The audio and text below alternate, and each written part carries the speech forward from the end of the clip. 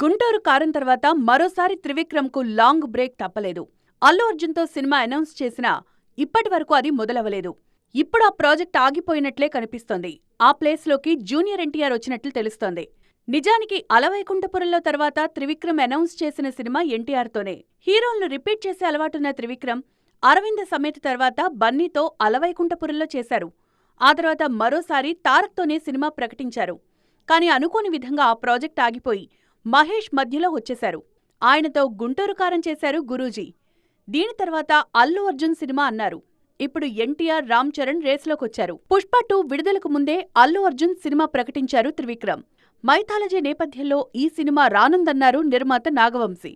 కానీ అట్లీ సినిమా వైపు అల్లు అర్జున్ వెళ్లడంతో ఈ ప్రాజెక్టుపై అనుమానాలు మొదలయ్యాయి. ఇప్పుడవే నిజమయ్యాయి. ఇదే సినిమాను ఎన్టీఆర్తో త్రివిక్రమ్ చేయబోతున్నట్లు తెలుస్తోంది. నాగవంశీ కూడా కార్తికేయ స్వామిపై ఓ ట్వీట్ చేశారిప్పుడు.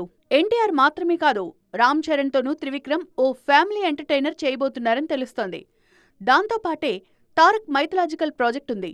ప్రస్తుతం పెద్దితో పాటు సుకుమార్ సినిమాలకు కమిట్ అయ్యారు రామ్ చరణ్. అలాగే ప్రశాంత్ నీల్ డ్రాగన్, దేవరా 2తో బిజీగా ఉన్నారు తారక్.